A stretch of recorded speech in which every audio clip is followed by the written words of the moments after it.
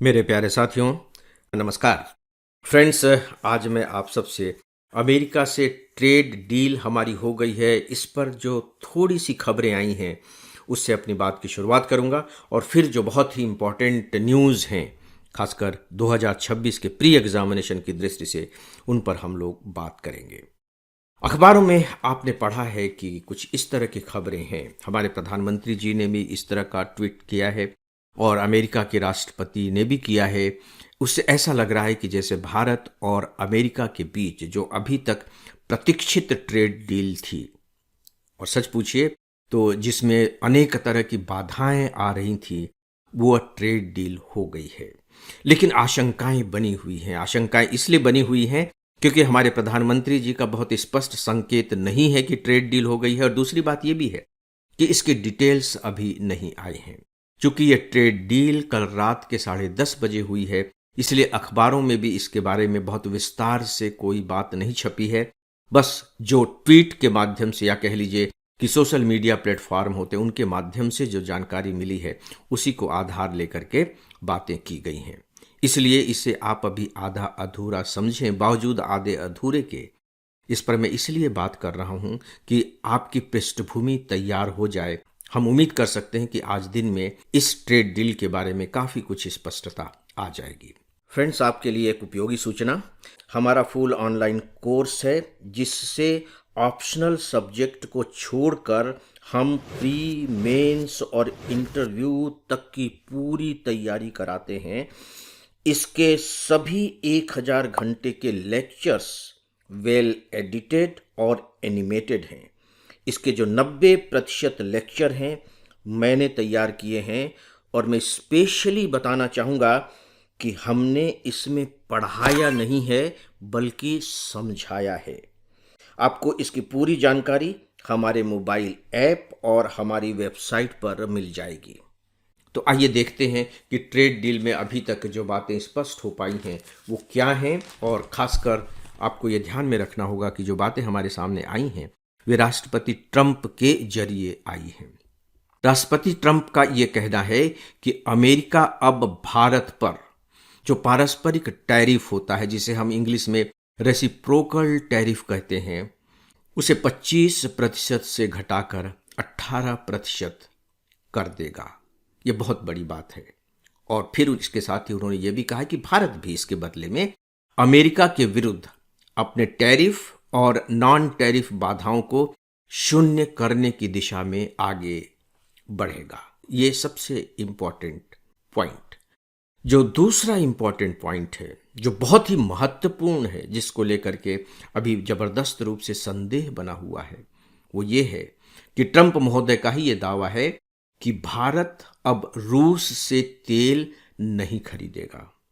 आपको मालूम है कि अमेरिका का लगातार दबाव था भारत पर कि आप रूस से तेल खरीदना बंद करें, और उसके पीछे उनका तर्क ये था कि भारत रूस से तेल खरीदना बंद कर देगा तो रूस की आर्थिक कमर टूट जाएगी, और जब रूस की आर्थिक कमर टूटेगी तो फिर यूक्रेन के साथ जो युद्ध चल रहा है रूस का, उसे बंद करने में मदद मिलेगी। ये उनका कहना था।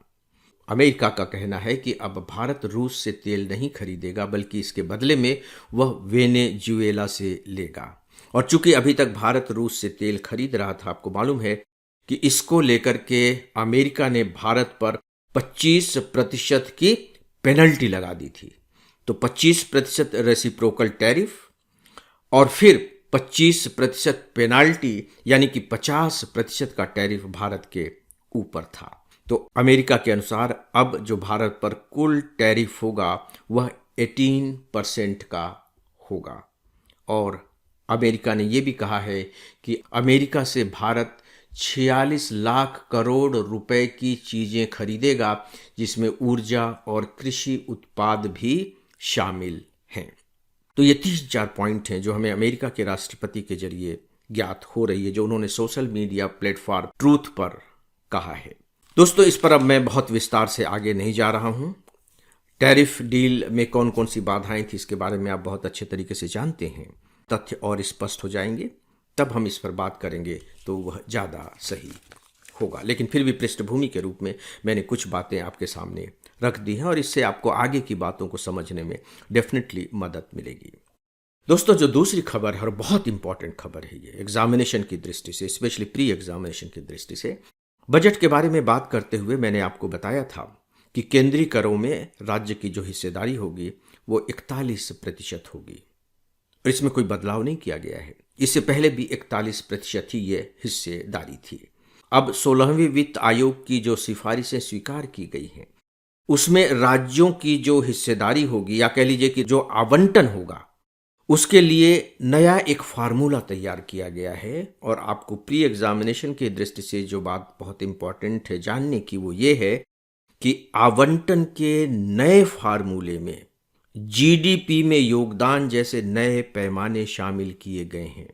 जीडीपी में योगदान यानी कि हमारे देश के टोटल जीडीपी में राज्यों का कंट्रीब्यूशन कितना है।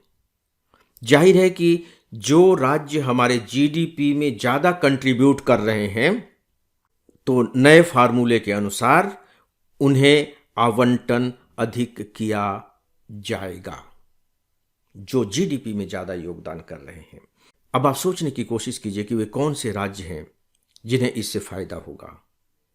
कर्नाटक, आंध्र प्रदेश, तेलंगाना, हरियाणा, पंजाब, गुजरात। इन राज्यों को अब 15वें वित्त आयोग के मुकाबले ज्यादा आवंटन मिलेगा। मैं मानकों के बारे में थोड़ा सा आपको बता देता हूं। नए मानकों में जनसंख्या, क्षेत्रफल, वन और पारिस्थितिकी, प्रति व्यक्ति आय और राज्यों के जीडीपी में योगदान को शामिल किया गया है। इसमें जो सबसे बड़ा बदलाव है वह है आवंटन के आधार पर जीडीपी में योगदान को स्वीकार करना। जीडीपी योगदान का वेटेज, जो फार्मूला तय करने में जो हिस्सेदारी होगी, वह 10% किया गया है। जीडीपी योगदान का जो वेटेज है वो 10% किया गया है, जबकि क्षेत्रफल का वेटेज 15 से घटाकर 10% कर दिया गया है। और मैं रिपीट करने जा रहा हूं कि जीडीपी योगदान को फार्मूले में पहली बार शामिल किया गया है। दोस्तों, ये बात इसलिए थोड़ी सी महत्वपूर्ण हो जाती है क्योंकि जो दक्षिण के राज्य थे उनको ये आशंका थी कि उनका आवंटन कम हो जाएगा। तो इस फार्मूले के बाद अब उनकी यह जो आशंका है वह समाप्त हो गई है। दोस्तों, जो अगली खबर है वह है रफा सीमा को लेकर। दूरदर्शन में इस खबर को शामिल किया गया था, इसलिए प्री एग्जामिनेशन की दृष्टि से यह इंपॉर्टेंट है। दोस्तों, ये जो रफा सीमा है ये गाजा और मिस्र के बीच की सीमा है। गाजा और मिस्र के बीच की, ये नाम याद रखिएगा, गाजा और मिस्र। ये गाजा और इजराइल की सीमा नहीं, गाजा और मिस्र के बीच की सीमा है। अब रफा सीमा चौकी को सीमित आवाजाही के लिए खोला गया है। सीमित आवाजाही इस मायने में है कि प्रत्येक दिशा में केवल 50 लोगों को इस सीमा को पार करने की अनुमति होगी। और दूसरा पॉइंट है कि युद्धग्रस्त क्षेत्र में कोई भी सामान नहीं भेजा जा सकेगा। और खासकर इजराइल हमास युद्ध विराम की दिशा में इसे एक बहुत ही महत्वपूर्ण कदम माना जा रहा है। इजराइल ने मई 2024 में रफा क्रॉसिंग पर कब्जा कर लिया था।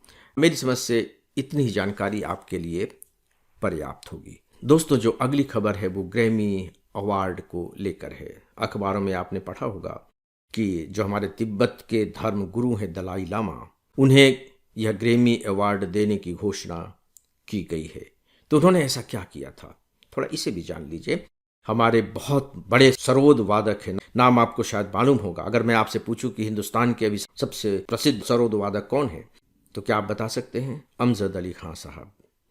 अमजद अली खां साहब और उनके बेटे अमान और अयान के संगीत पर दलाई लामा ने एल्बम में अपनी आवाज दी है। दोस्तों, चूंकि बात अमजद अली खान, उनके बेटे अमान और अयान के संगीत की हो रही है, तो मैं अपने एक संस्मरण की याद दिलाना चाहूँगा कि पहली बार जब अमजद अली खान साहब ने अपने बेटों को लॉन्च किया था, तो दिल्ली के इंडिया इंटरनेशनल सेंटर में उन्होंने एक प्रोग्राम आयोजित किया था और मैं और मेरी पत्नी सौभाग्यशाली थे कि उसमें हम लोग आमंत्रित किए गए थे और हम लोगों को वो कार्यक्रम अटेंड करने का सौभाग्य प्राप्त हुआ था और उसमें अमजद अली खान साहब से बात भी हुई थी। उस समय का एक बहुत ही प्यारा संस्मरण मेरे दिमाग में दर्ज होता है, लेकिन फिलहाल यहाँ उसकी बात करना उपयुक्त नहीं होगा। इसलिए फिलहाल इतना ही पर्याप्त है कि हम लोगों को वहाँ जाने का सौभाग्य मिला। तो दोस्तों, ये थी आज की अमेरिका से जो हमारी डील की बात हो रही है और कुछ महत्वपूर्ण खबरों के बारे में जानकारियाँ। इस विषय पर बस इतना ही। इसी के साथ ही अब आज के इस डेली ऑडियो लेक्चर को यहीं विराम देता हूँ। नमस्कार।